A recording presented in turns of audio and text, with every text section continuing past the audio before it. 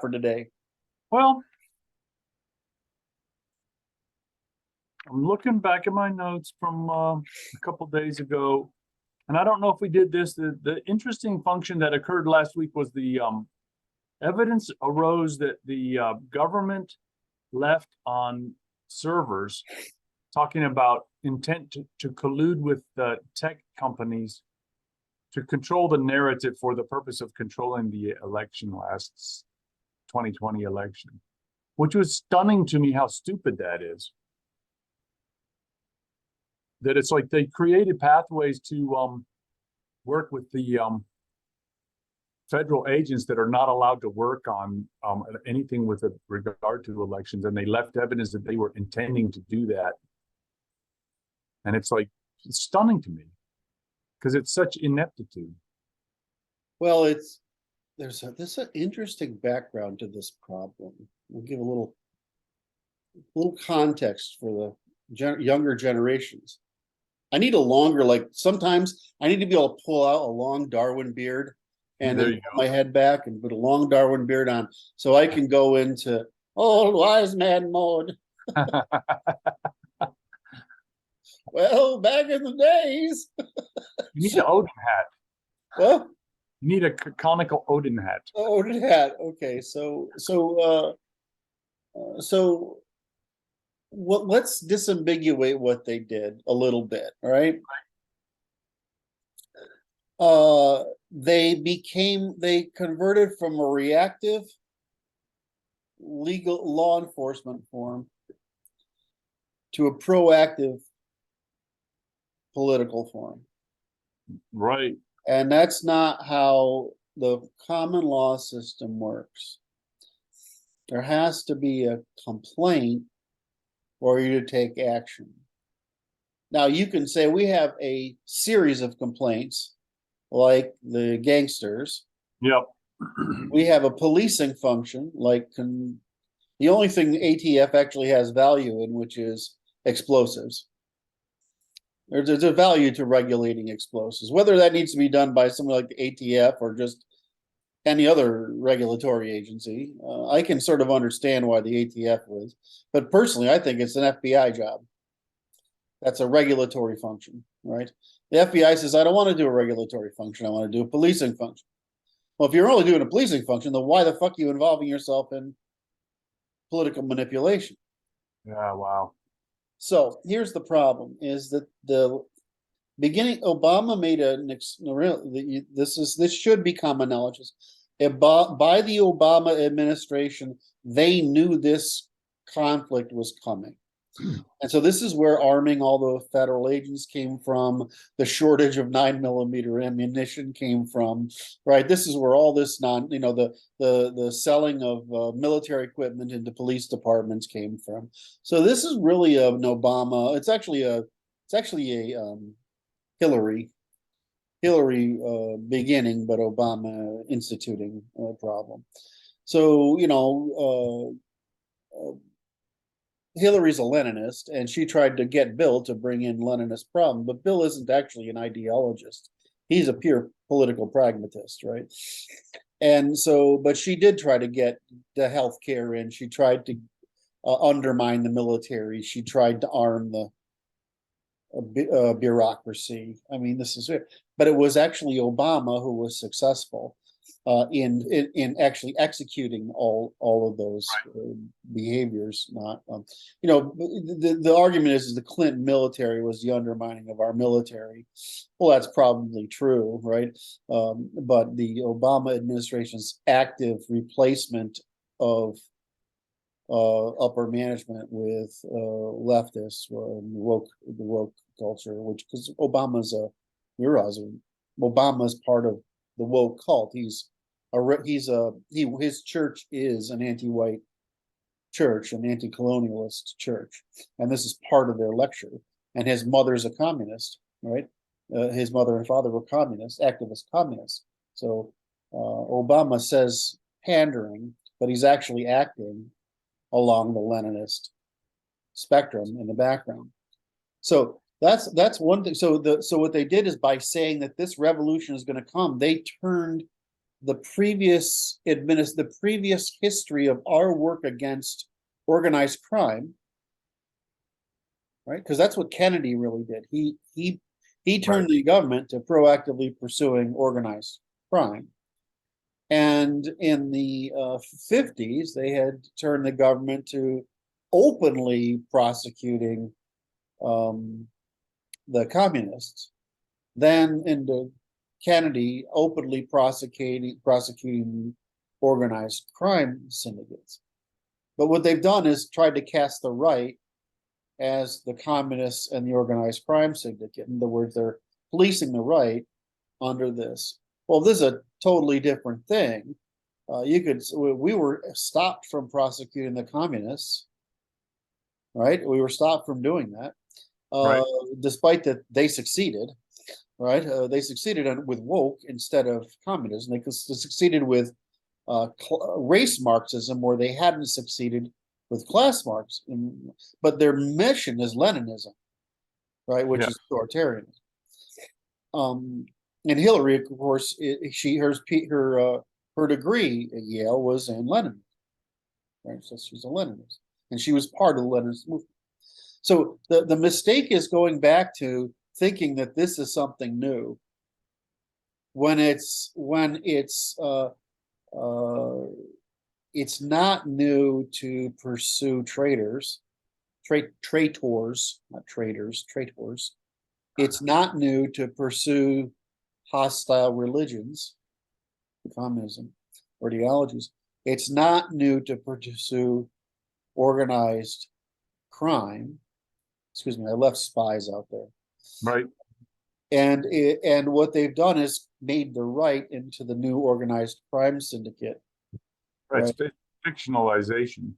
It's a fictionalization. Well, the right is advocating for restoration of the Constitution, and the left was advocating for violation of the Constitution, and the organized crime was simply privatizing, right? I mean, it's corruption, right? It's private corruption, political corruption at private scale. I mean, that's really what organized crime is. It's political corruption at private. But why are the Italians so fucking good at it? Well, it's not that the Italians are special, but every minority goes through an organized crime phase. It's just how long they stay in it. But the problem is, in Italy, who was your real protection? It was the organized crime. Right? Because the government was so incompetent and corrupt. Because Italy should never have been one country. Did I stick that in there? Did I slide that? It was under the radar, right under the radar. Slid that in there. We talk about the 9 nations of America, without talking about the 3 nations of Italy: German North Italy, Italian Center Italy, and the Greek South Italy. And they all call themselves Italians the way we all call ourselves Americans. At least the Europeans don't do that.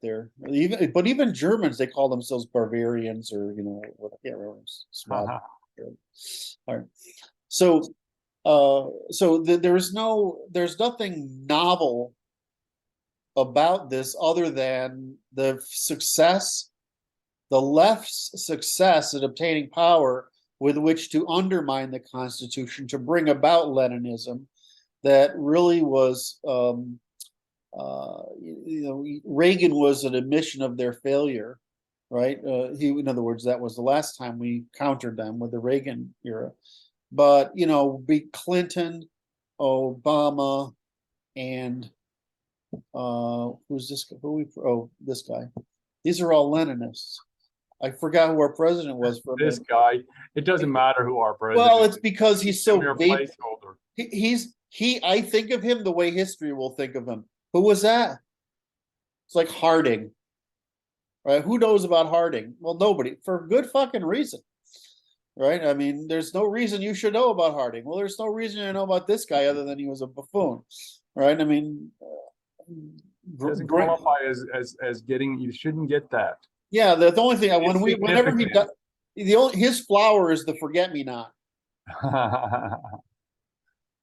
It's just a pass-through. He's a conduit. He's not a person. Well, he's a party functionary, right? That's right. He has no agency. Right.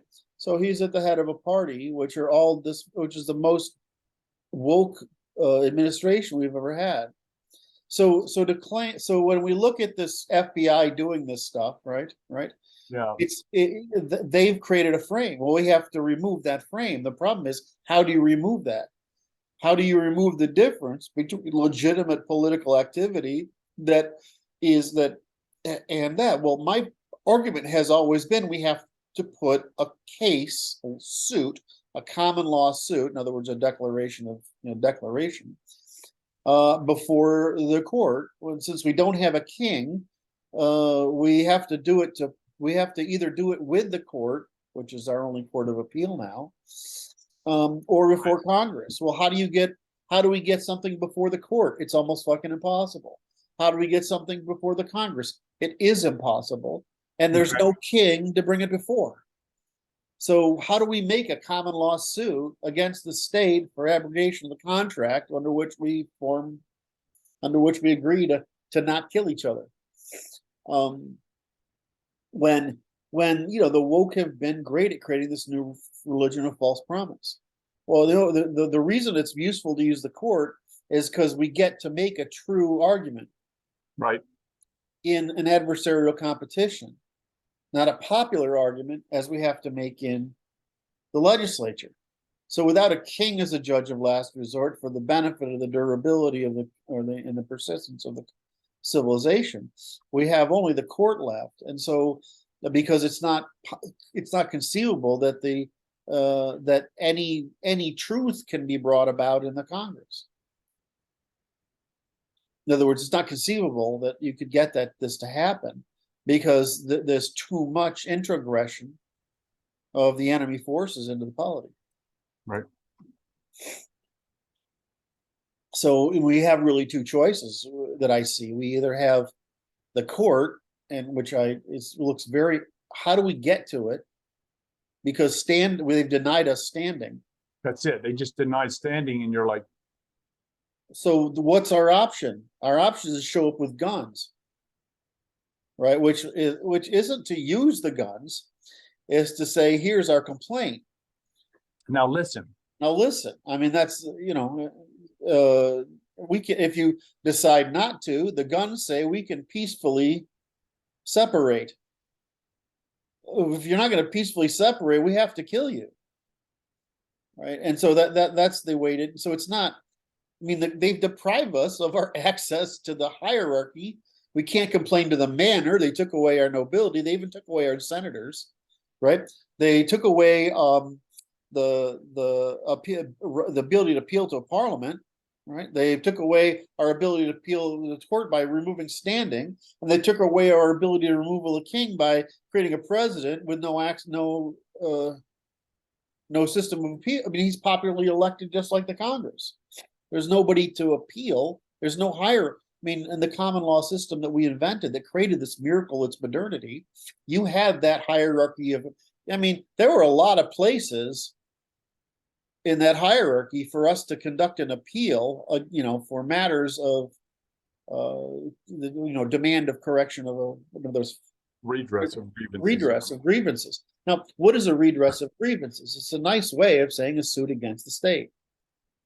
Right now, you might be at the manor, might be at the locality, it might be at the all the way, or the nobility, which is the region. It might be at the aristocracy, which is the monarchy. But I mean, there needs to be some means of appeal. And what they say is democracy. Well, there's no evidence. You'd have to make the empirical claim that democracy made possible redress of grievances. It doesn't. Right? What the court makes possible redress of grievances. Right.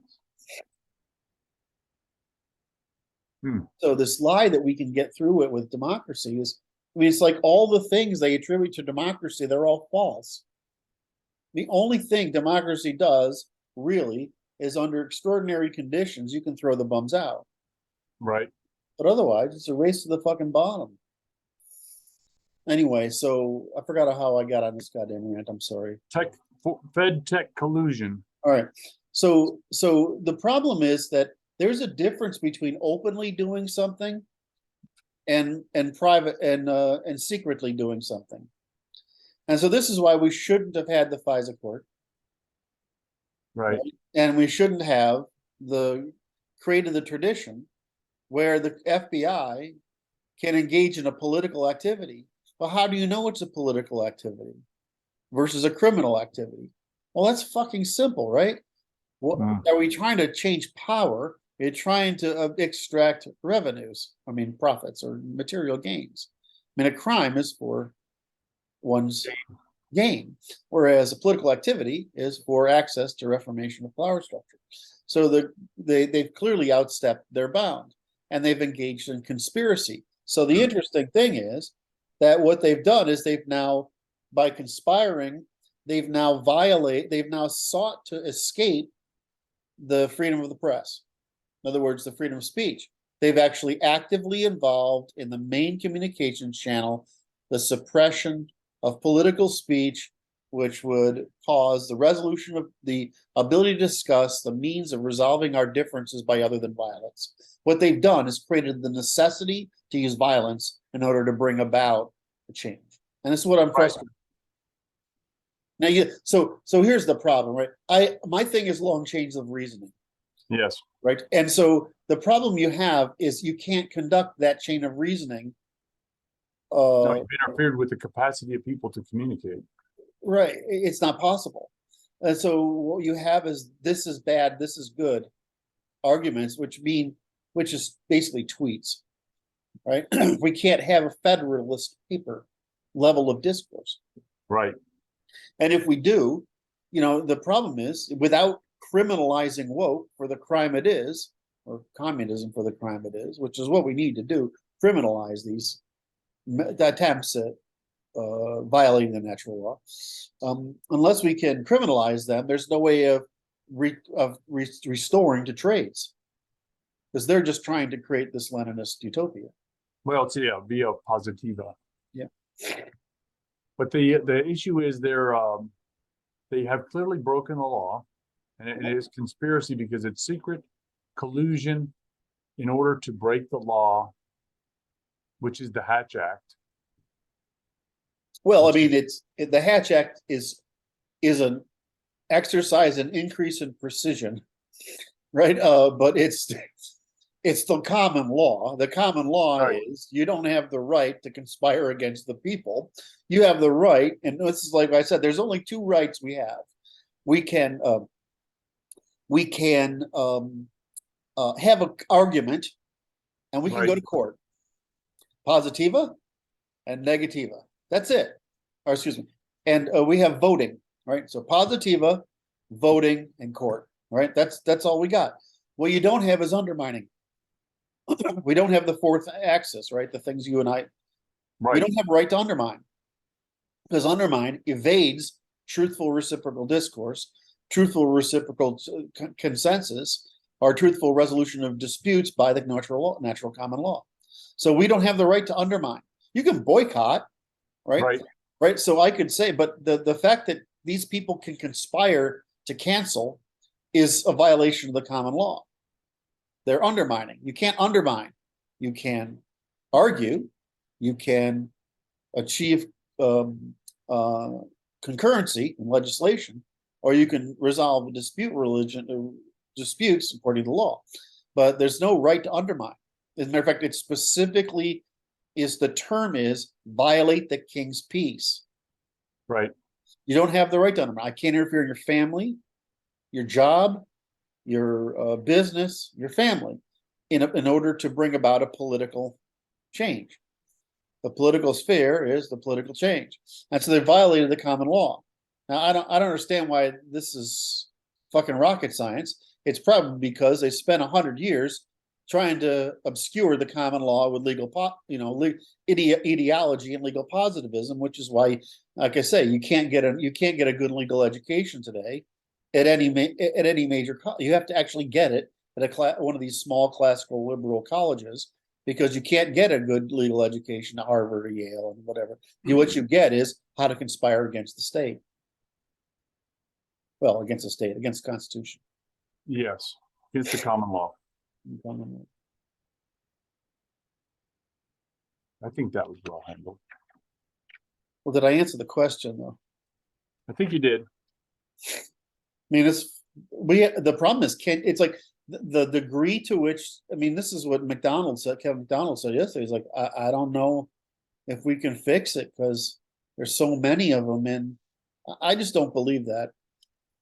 If the minute you can tell on somebody, somebody will tell. Right? I mean, they've been telling on the conservatives for a while. They're trying to purge them from justice, law enforcement, and military. Wow. We can have the conservatives tell on the woke, which is have them purge from justice, the law enforcement, and the military. I mean, it's easy to purge people from every discipline. And moreover, it's easy to brand them with the mark of sin if we have to, in order to make sure that they have nowhere to go. Because the point is not just correction, it's prevention. That's right. So, you know, the problem is, do you want to amicably come about this so we purge the woke cult from the law forever, right? The government forever, and prevent this hostile religion from continue its introgression and conversion, or do we have to say we're going to do something worse, which is we're going to have to brand you so you're done for life, right? Or do we have to kill you? But it's one of those three, because this can't go on, and it's a violation of the laws of nature. See that, or separate, yeah. Well, I mean, I prefer separation because I don't want to have to kill them all.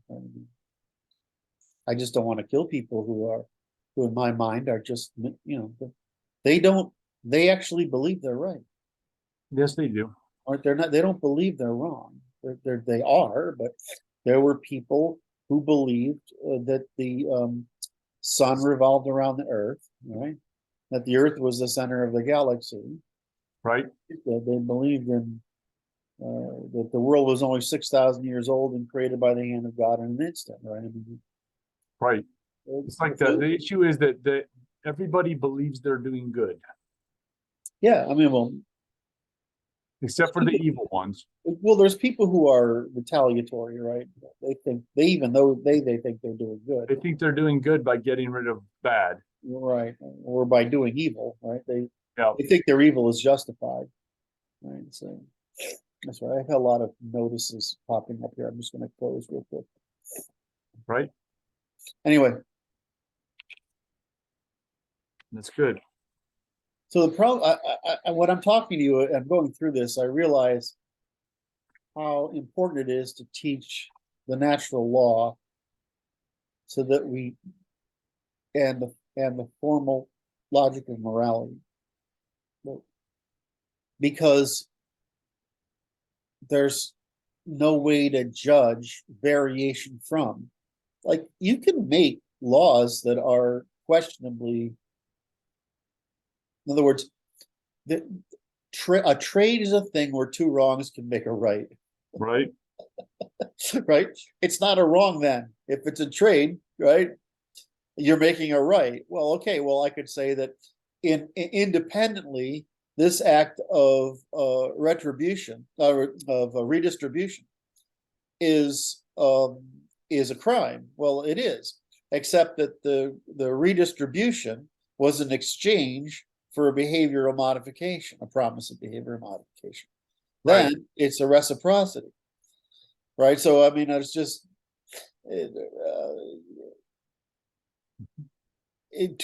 you can make two wrongs and make a right, right? I mean, if it's an exchange, right? Right. So the problem you face is that when I talk to lawyers, it's like they confuse legislation code, which is regulation, legislation code, which is a reduction of legislation to a consistency, a system, and legislation code regulation, and then they just treat the common law as habit rather than science. Right. When it's the science of the common law made it possible to negotiate the legislation code and regulation, and therefore limits the legislation code. If you don't have You don't have limits. You don't have then, in other words, Mhm. what is sovereign? The science, the laws of nature. Well, they are sovereign in the end. You're going to pay for it one fucking way or the Right. other. Unavoidable. Right. You can have the natural law, which is a codification of those as they apply to cooperation. Right. That's just science. You can then put a constitution, which is your means of operating that science. That's right. Now, and then from there, you can have limits on your legislation, code, regulation, and findings of the court, which makes it very easy to make to avoid all those many deceptions that appear in legal systems. Conversely, you can have what the French did is rights law, which is imaginary or Right. theoretical or philosophical, right? And so the problem we have is we have the natural common empirical law implied, but depended on and implied but unstated, and in order to solve that problem, they declared it as rights, and those rights were insufficient because it's rights, obligations, and alienations. And while they got some of them, they didn't get all of them. Primarily, the one that made those rights possible, which was the natural law, right? Which is Blackstone. Which is what? Blackstone. Blackstone, right. What did he say? One of our guys said this. It's amazing how many autists have come out of autists who disambiguate and categorize that fall out of European civilization. And he just went through this list of them, and he had Blackstone on the list, and I'm like, you have to be, in order to do what we're doing, it's got to be something wrong with you. It is. It's a categorization ad extremum. Yeah, it's just like, of course, Aspies are going to do it. Who else would do that? It's not a natural incentive. It has to be an unnatural incentive. It's a perversion, yeah. Anyway, Very, very peculiar behavior. It's all right.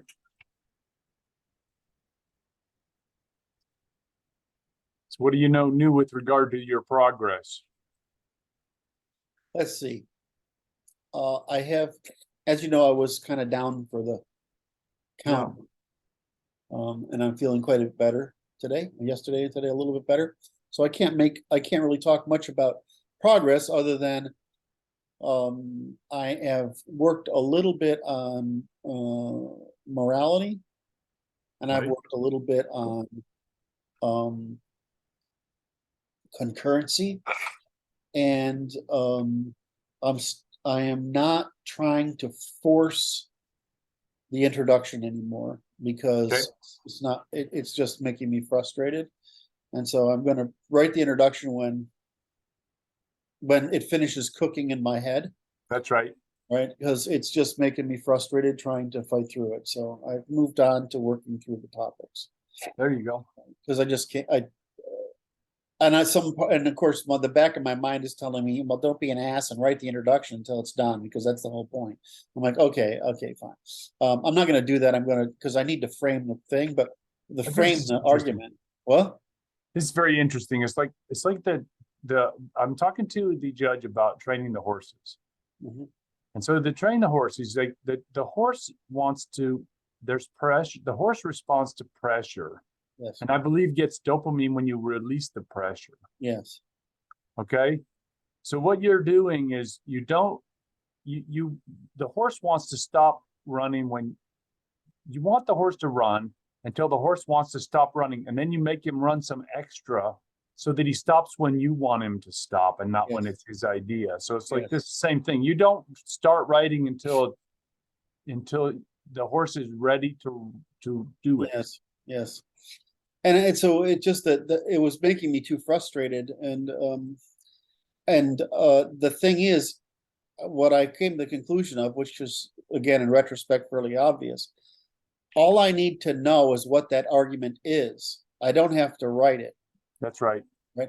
because as long as I know what that argument is, I can make the rest of the book adhere to it. At a constraint to the bounds of Right, it. Yep. and which is what I'm looking for. That's why I wanted to that's why I struggled and asked you for help so many times. And going through because I have to present the rest of the book in a frame, right? right. And I wasn't sure about that frame. Well, I mean, it's pretty obvious. We worked on it pretty consistently for 2 or 3 weeks there, and on and off over many other weeks. And then I got to the conclusion that, well, okay, now I understand it, but actually writing it feels like Go ahead. it's like I don't have enough context in my head. I haven't got enough subtlety there to be able to really do it. And so I said, okay, well, but have I framed the argument so that I can write all the rest of this stuff and then come back and write the introduction, which summarizes it? I'm like, well, yeah, of course. Well, then stop trying to force yourself because it's making you nuts. Right? I mean, it really is. It's making me fucking frustrated. Because, I mean, for me, I don't know how to describe this. If I understand something, I can't stop it coming out of my fingers. Right. If I can't make that happen, there's only 2 things. One is I don't understand enough to make the argument myself, right? Or in other words, I don't understand the structure of the argument. I don't understand enough of it to be able to produce the structure of the argument, and I don't feel like I know how to tell it as stepping stones. Right. Right. And the problem with telling stepping stones is you have to really get it. I mean, and it's not only get it for you, it's get it as you understand other people will understand it. Right. Well, like I can do that with the logics, right? I can do that. I mean, I can do it with history, but to weave all this mess together, right, into the first principles on upward, I just feel like I need to go work on. And then what'll happen is it'll just click and I'll just come out of my fingers. So that's just what always happens. But this happens to me whenever I'm writing, is that you have to fill the shells of your mind with the topic, then organize it, and then when you feel inspired to communicate it, it comes out. And people say, well, that's not, I mean, dude, that's what creativity is. Right. And for you, it might work differently. To you, that's right. But for me, I have to, my auto association engine has to want to do the work. And the way I get there usually is I write the same thing 50 times. Yep. Right. And so that's what I got to do. So, and I can't, there's a little bit of excuse making in here, but I am. But nobody's calling you on that, Kurt. What? Nobody's calling you on that. Like I just was struggling like hell. I mean, no, everybody understood I was struggling. It shouldn't be that hard to write 30 pages. Not when I can sometimes sit down and write 20 pages without trying. Right. It shouldn't be that hard. So if that's the case, I'm not ready to write it yet. Okay. There you go. I like that. So man's got to know his limits. That's the. I mean, you envision these. There's a lot of like. So if you're like I understand Hayek very well, right? And so fundamentally, the way you work is you actually take a bunch of index cards. Okay. And an index card becomes a paragraph. And if you're Hayek, you actually can number your fucking paragraphs. Right. Right. Or the other one is an extreme is Wittgenstein. Okay. But what I've noticed, and so anyway, so you do that. For some reason, if I do that, I get lost in the organizing, and I don't tell the narrative. I mean, it's just all writers have some process, right? And for me, it's just like either it's there or it's not. If it's not, then I have to work on something tangential until it's there. Right. But I mean, that's why academics can produce 6 books a year, is because it's just they write an index, they line up a bunch of index cards. I mean, if you look at software, I mean, really good software for writers, I mean, Okay. that's really what it is. It's a bunch of index cards, and you rearrange the index cards, and then you write each index card in prose, and then together they combine into a narrative, and you see holes in the narrative, and so you put a new index card. And if you go to any of the professional writing software, there was script writing or novel writing or nonfiction writing, they all do the same fucking thing. So I suppose that works, but for me, I need to see the story, and so I tell the story. And so I have to be able to hold all the index cards in my head and then tell the story for at least this chapter. And that's how I sort of work. And That's so right. the reason that limitation is why, I mean, to some degree, that's what PhDs learn. How to write. They learn how to write by that model, by take a index, and it's similar to a proof, right? You're writing it. Right. But that's different from how an essayist writes. Okay. Right. And so when you're writing an essay, you're trying to really communicate something. And so there's certain parts of my work which when I'm in the right frame of mind and I'm feeling charitable to mankind, I write very empathically, right? I mean, and very readable, and I'm really proud of those pieces, but I don't have the skill of just going there like some guys do. I mean, who do I always think of? I think of Niall Ferguson. Because when I read his stuff, that's what I can actually see. Like when I'm reading him, I can see how it's like I can see the pieces of research as he's going through it, right? And someone who doesn't do that's John Haidt. John Haidt. He's really quite good at it. And so I involve that. My goal is to be a little more like the model I use is Guns, Germs, and Steel. Yes. Because it's a very similar problem. And so I'm trying to tell that, but to do that, you have to have a story. And so we've been working on that story, right? That story, right, is the problem, right? Is because if you don't have a story, there's no skeleton for people to attach all these fucking pieces to. That's a lot of Because pieces. how many organs are in this fucking thing? I mean, it's less than 100 things, right? But I mean, it's still 100 goddamn things. That's right. These the struggles of writing, and then you have people sit down and they're like, they've never tried to write.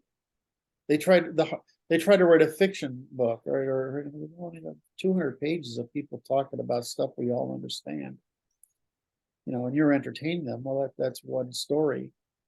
Writing a scientific proof that there's a paper is another. Writing a mathematical proof is another.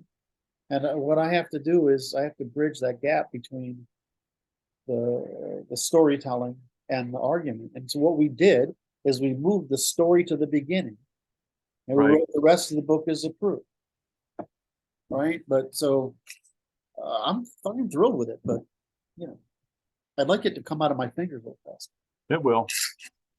I don't need to talk so long about that subject, but it's a little bit cathartic to go through it and explain. That's right.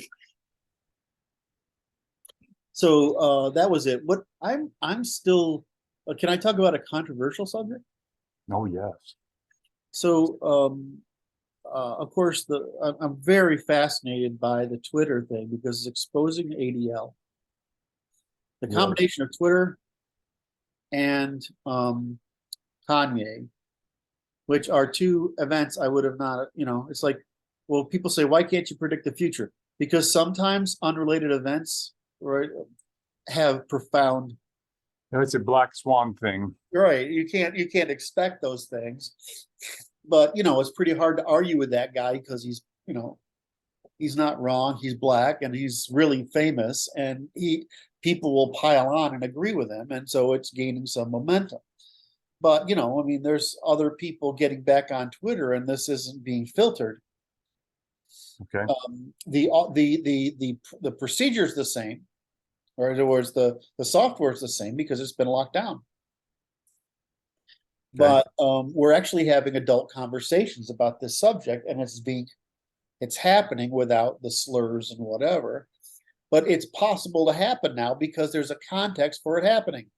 In other words, Kanye provided the context for it to happen. But you know, once you get like someone like Mike Pinovich coming out, which you probably don't know, Don't and know.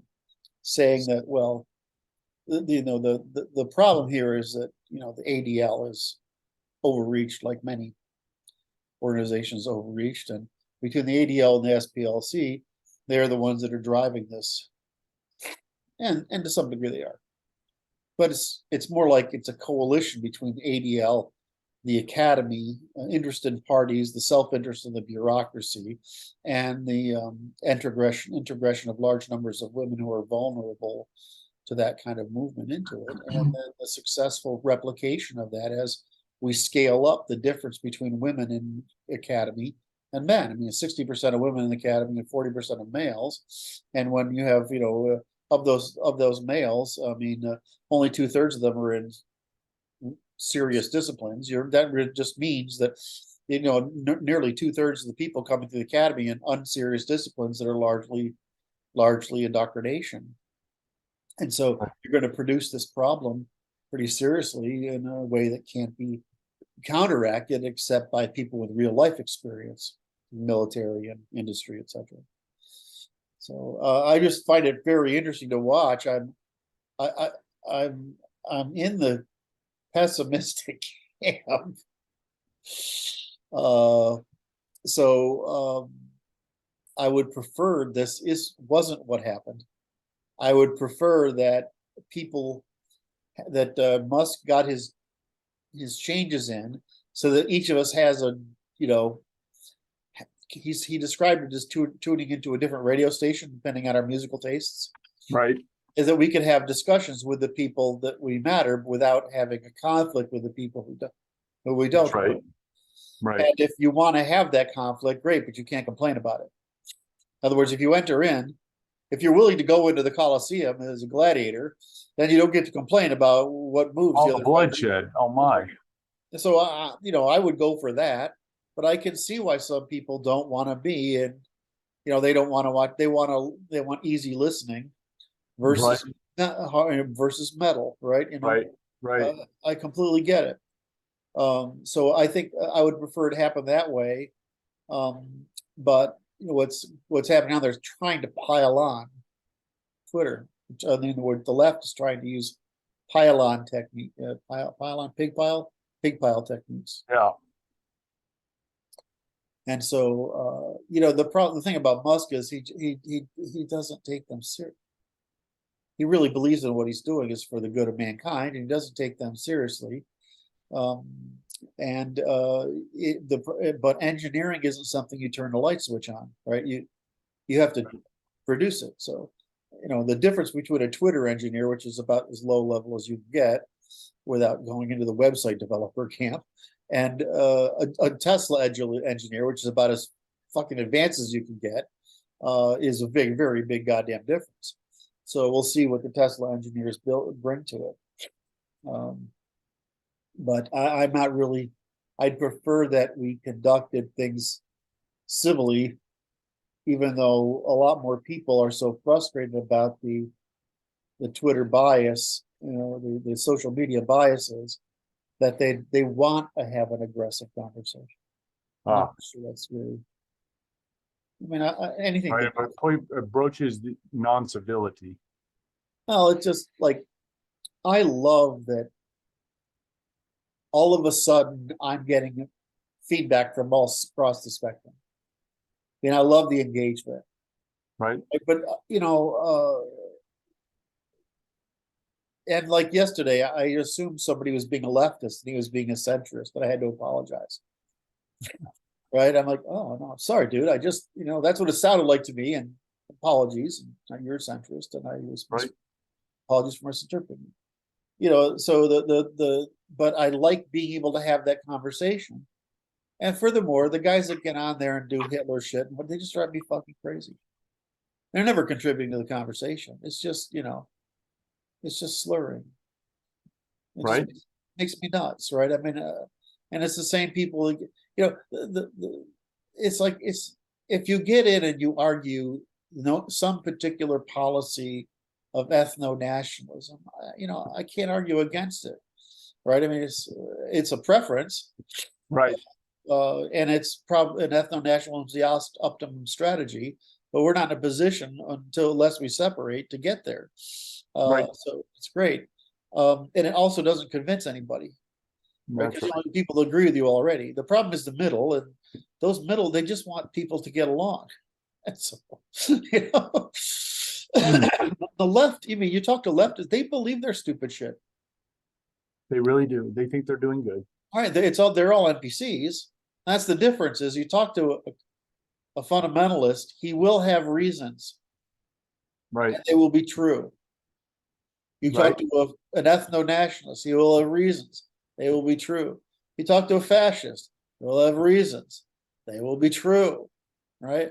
The problem is you talk to a civic nationalist, they will have reasons, they will be true. Right? The problem Okay. when you get on the left is they're not true. Right? It's like well, you're oppressed, and what you're not fucking oppressed. We didn't make the laws of nature. Your genes aren't my cause, right? These people are they're trying to prevent you from taking shit from them that you claim is yours That's right. That you claim was stolen from from you. them from you by them. Right. When they're and you're claiming this is what they do.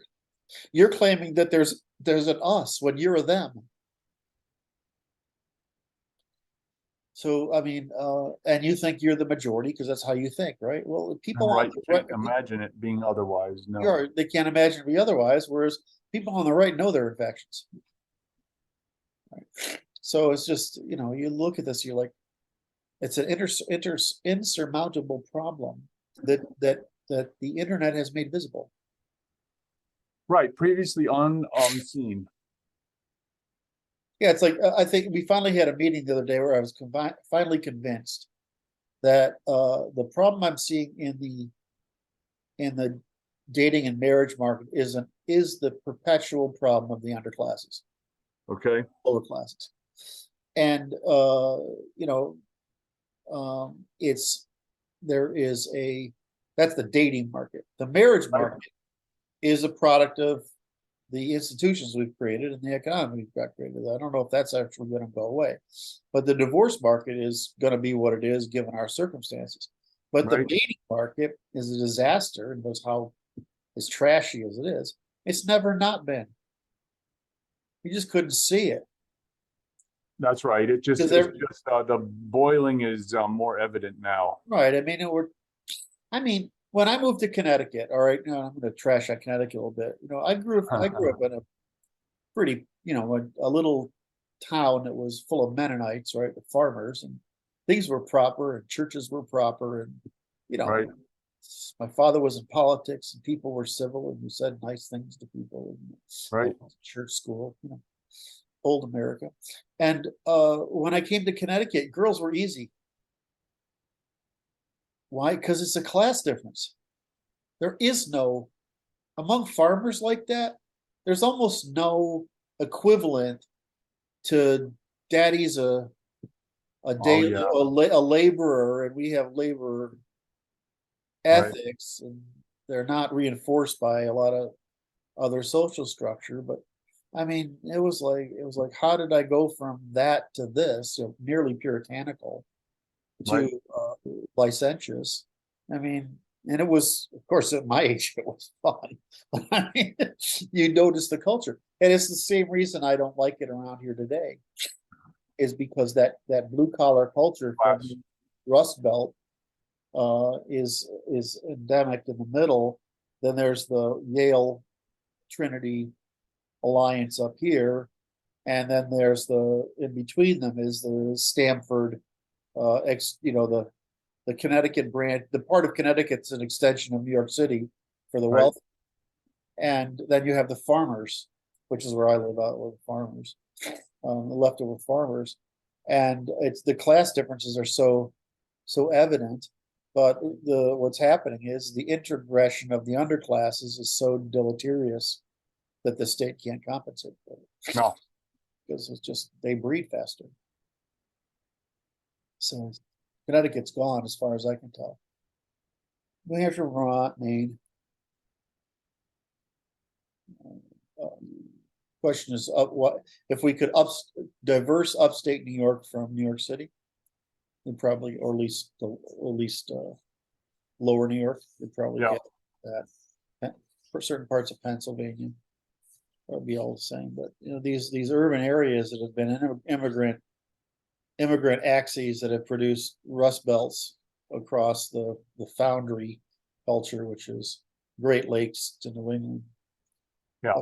Catastrophe. It's all dead. Well, where I'm going here. Anyway, so what's been interesting in this whole thing is I don't know if I like where this is going, because I don't want it to turn into a free-for-all either. Musk doesn't, and I don't. I mean, I don't want to have people, sending me porn, or Nazi salutes or communist flags. I mean, I don't want that either. Right. I mean, so I understand it, but I don't. Can you block those people? Yeah, I do all the time. I have a huge block list. But it's like, it's just work to block them, because there's like an infinite supply of ne'er-do-wells. Well, I mean, that's why they want to give us he wants to give us the check mark, is so we can show we're real. I think there has to be two.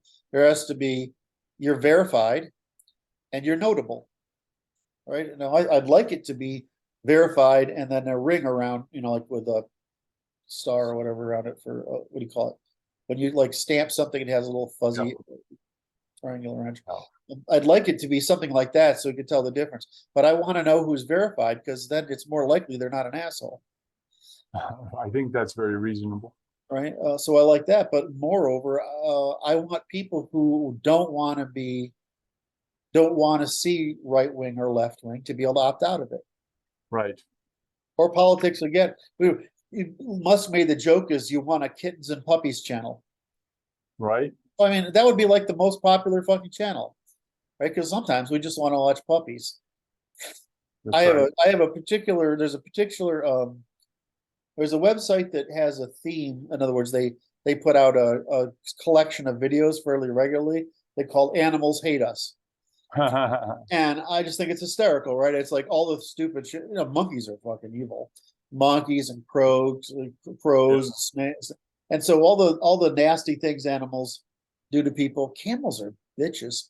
Yeah, they are. Yeah, and so all the nasty things these animals do. And I just find that, sometimes that's just a fun thing to go take a. There's only so many per week. But, It's variations on some limited themes. well, and it's comedy, right? I mean, That's right. It's comedy. I don't know. I'm not really that into comedy, but it seems to me at night when I'm falling asleep. Slapstick, right? Well, I mean, Bill Burr is damn funny. Yes. What's the good? I can't remember his name. Is Jimmy something or other. English is damn funny. And there's a bunch of people who are really, really quite funny. A couple of women are getting to be funny, and it's not been common in the past for women to be funny, but some women comedians are getting to be funny. So that's all good. So I can understand that, right? There are times when you don't want to know. I mean, there's times when I'm so fed up with some particular topic, I just don't want to see it anymore. That's right. So if we could just treat it like channels, then that would be fine. And that would be essentially our own filters. And I'm all for that. That would happen. So let's hopefully that happens. Frequency, right? Well, it's just what frequency you're tuning into. It really is very much that. You bring that concept up a lot. I do.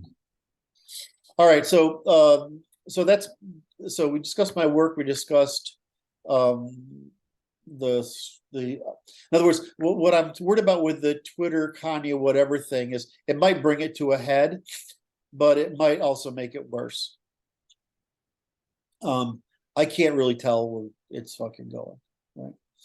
I have no idea. I mean, I'm not that good at things, but I would prefer that it maintained somewhat civil discourse. I can tell you that I feel really good being able to say things I know are true but not hostile, and engage people from across the spectrum. Did I tell you about the Jewish guy who sent me this long piece the other day? No. Right. I should. Maybe if I can bring it up really quickly, I could. Anyway, he said, I've been following you for a while and your stuff is really good. I just might disagree with you on He says, I think you're actually honest. And I'm like, oh, I am honest. Thank you. I don't, it's like, Brad and I work on this all the time, and which is that that it's like, well, I'm apologizing for my colonial history, right? Or my ancestors killing every male in Europe, right? I mean, Rude. what? It was rather rude. Well, I mean, these are just things, but they're also in the past. Yeah. I don't know if I can apologize for slavery though, because everybody fucking did it. That's And I right. wish we did colonization better, but we Uh-huh. united the world, right? I mean, I wish we did those things. I wish we did win World War I, right? I mean, so there's all these things that I'm happy to look back at my culture and say we fucked up. Yep. Yep. So I just want everybody to do the same, right? It's like don't deny that your culture is done or does this. Well, That's right. the Westerner is Western utopianism promoting democracy instead of rule of law stupid and harmful? Absolutely. Okay. Right. Well, Right. so what does your culture do that you promote that's stupid and harmful, despite that you Right. think it's virtuous? Oh my. Right. And so That's he right. said, I want to debate you on he wanted to discuss these. He's very honest, came across as very honest, intellectually honest about whether it's just Jews. I'm like, that's a stupid question. I'm saying it's female, and the Jews brought about this institutionalization of the female strategy. Yes. But that doesn't mean everybody knows what they're doing, No. right? No. It just No. means that it's just That's that's. establish the incentive structures to cause them to behave in such and so of a fashion. But even but there's a difference between that and then you believing your cultural ethics are right and they're actually not. Right. Right, they're not right. If and you believe that this set of things is ethical and moral, and it's not. Right, that's not an opinion anymore. And so it is like now we have to ask: is Jewish nepotism? Well, it actually turns out to be as effective as their undermining and as their um, IQ has been. It's actually those three factors. Self-promoting strategy, right? I mean, and so, but is that odd for people to practice? Well, no, it's just odd to people to practice if the ethics are hostile. The ethics aren't effective. So that what in other words, your underlying ethics and morals are contrary to the host population, and it turns out they're objectively bad. Well, then then those three advantages that you have put into place turn from being just an advantage that helps everyone to an advantage that harms others. Yes. And so can the Jewish people reform? And my problem is the female mind does not ever accept criticism or ever alter its behavior without extraordinary threats. And so I suspect that culture will have a harder time than most adapting.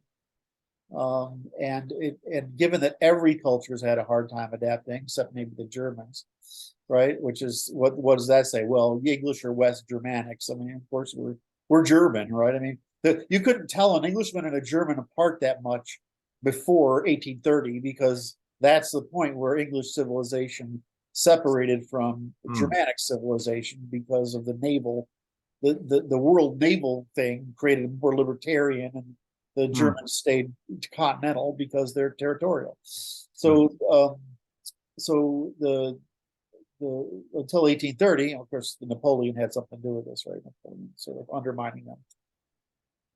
So I mean, you look at this like, well, I mean, the only people who haven't rebelled are really the Germans. Their version of rebellion was creating philosophical rationalism, which is kind of hard to argue as a rebellion. It's more of a alternate, right. more psychological version, right? Because that's really the difference, right? German culture is psychological, whereas English culture is legal, and but otherwise they're the same. And so this very interesting sort of process. But I mean, so why would Jews who have prided themselves of being separatist, have built a separatist religion, not be the most resistant to changing their history? Well, I don't know. Fucking Mendelssohn tried. Why would it be that difficult?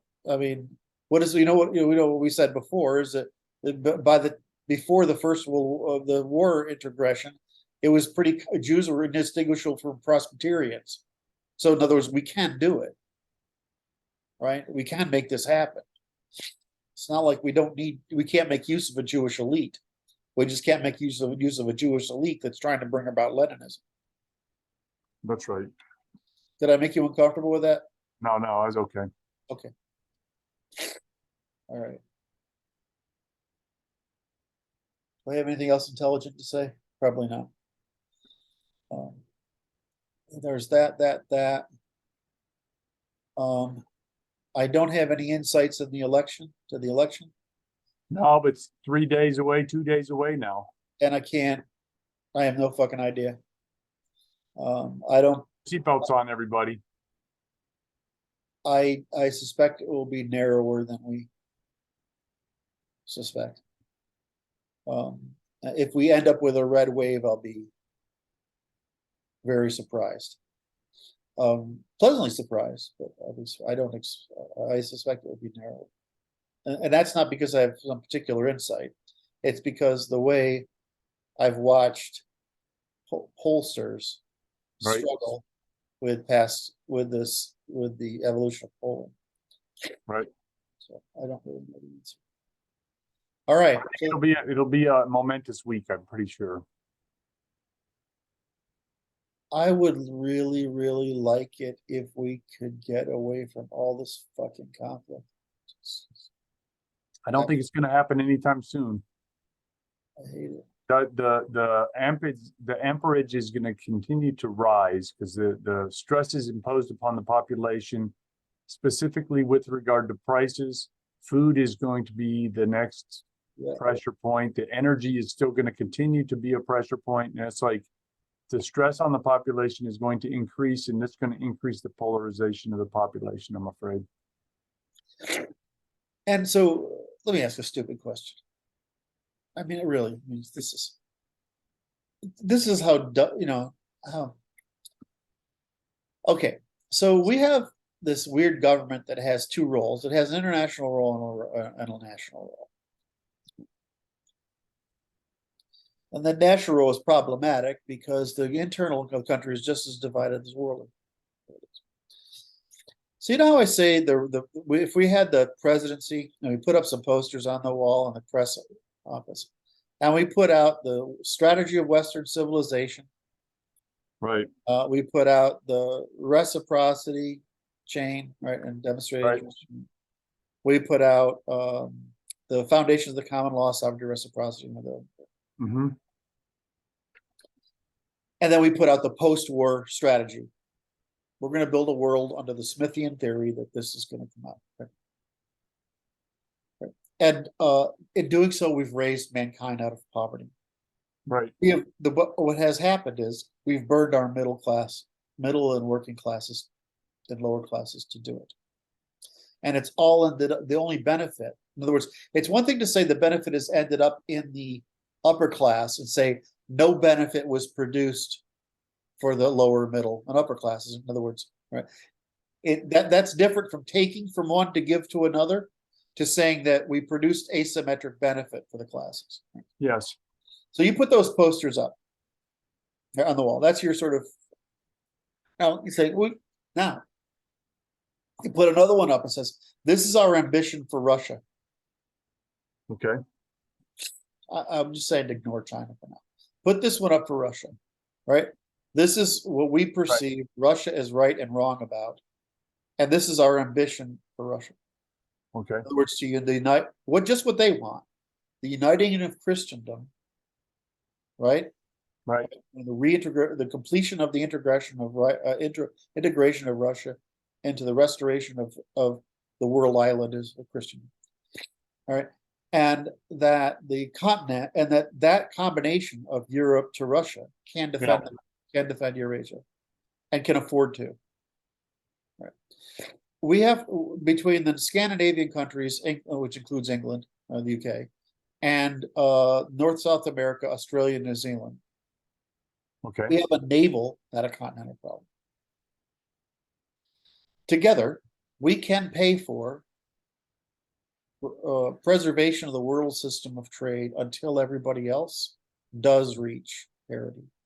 Right. And which case, but together we can, without that togetherness, we cannot. Right. And what will happen is the century we've burnt our middle, lower middle, and 3 layers of working, lower classes. We've burnt our classes.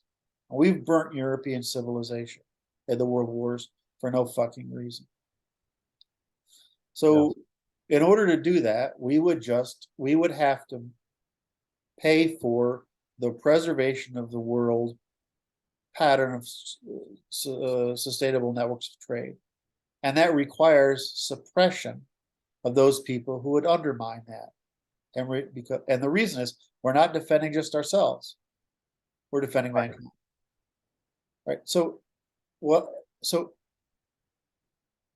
I don't know why that story isn't fucking what we talk about.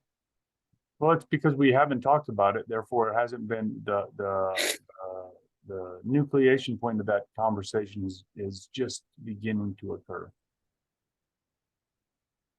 Because it's really easy to sit in a press conference with those posters on the wall. But there's nothing else to it. I mean, domestic strategy is just devolution of federal control over norms, which values to look to the states again. Now that the unification of the continent is complete, we completed unification of the continent. Now we're trying to complete unification of the planet, and we're doing that because the alternative is billions of people suffering and dying. There you go. Right? So we're asking the world to help us do this. Now you may not like it, right? We don't like it fucking either. But the alternative is what you see. It's that you have the tyrannical states of Iran and Russia and China trying to bring about agrarian empires again, which will mean that only the big and powerful can have a high quality of life, and the rest of the peoples will suffer.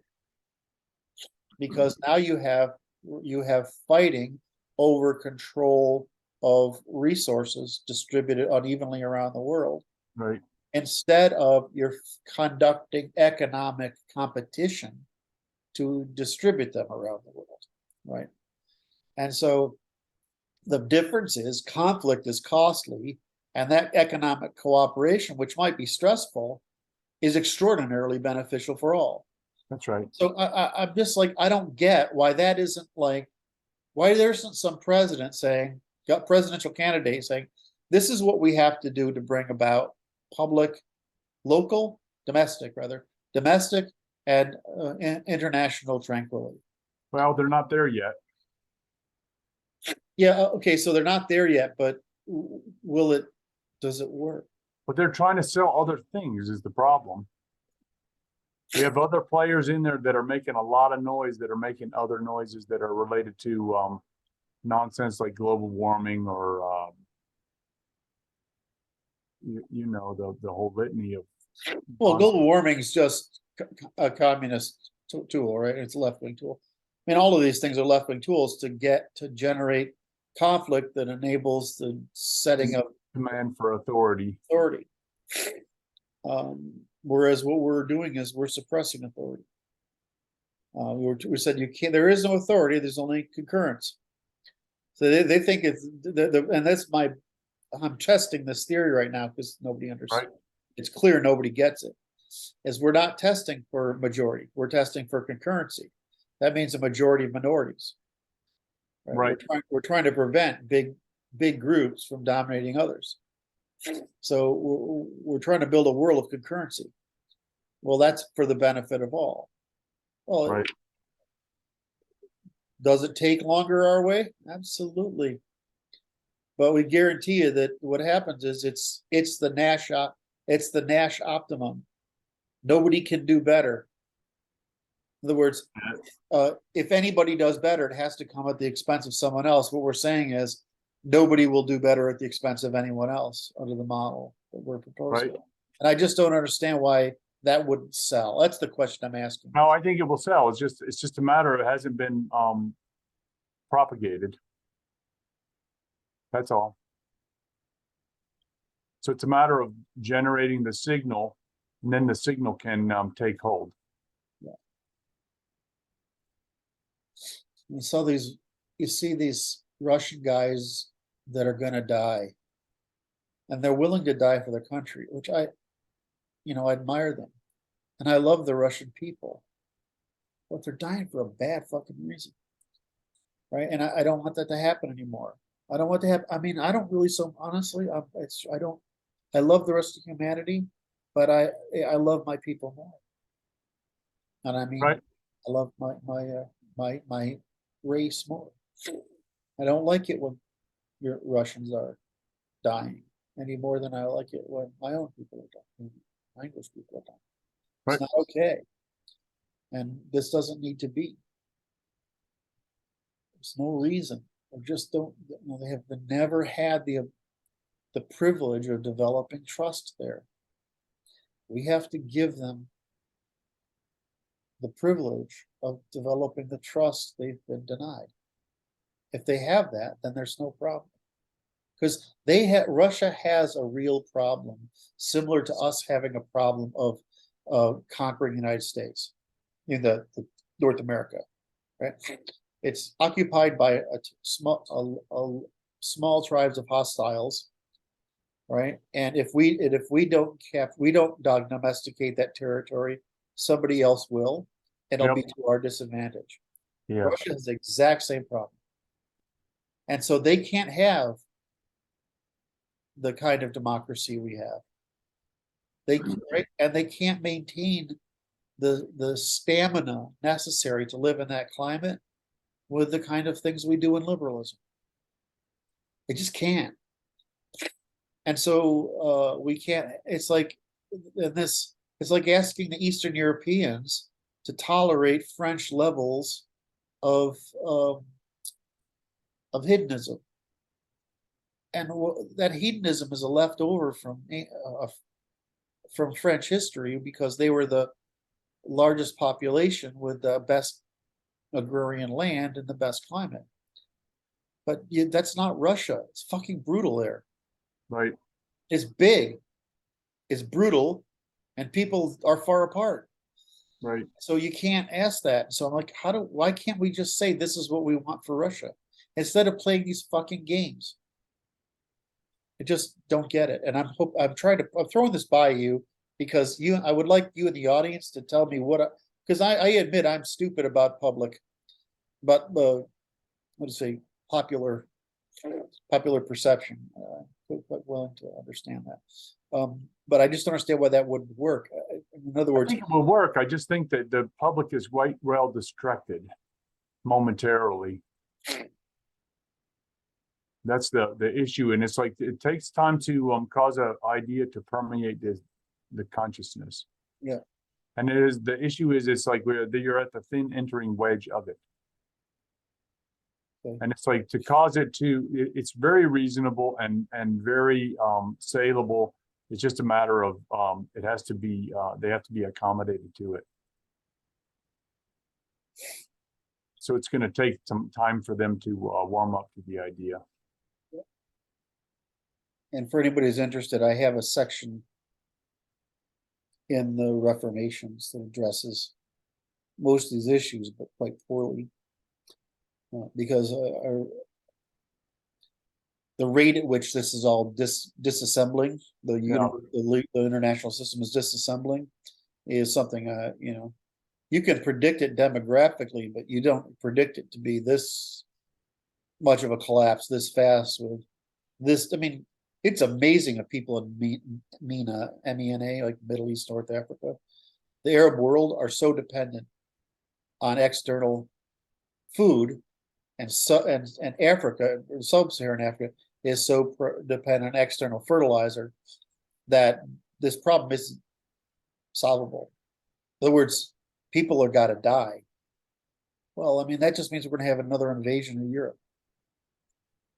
So we've got to fix this problem, and this belief that that we can withdraw from the world, right? The police system, or without filling the vacuum. That doesn't end up with it, other people take responsibility, and ends up with a lot of people dying in a lot of Yes. ways. Anyway, that's my, I'm afraid that's the case. all right. I'm sorry, I've run out the clock on this conversation. Apologies. You've done all right. You're good then, are you? Well, I don't have anything interesting to talk about. I mean, It's all right. We get ready for the new week. all right. And the rest of this afternoon, I'm just gonna work in this second. Good job. All right. Good job. I love you, man. All right, Kurt. Well, I thank you for your time, and we'll look forward to chatting with you again soon. Thanks, brother. Bye-bye.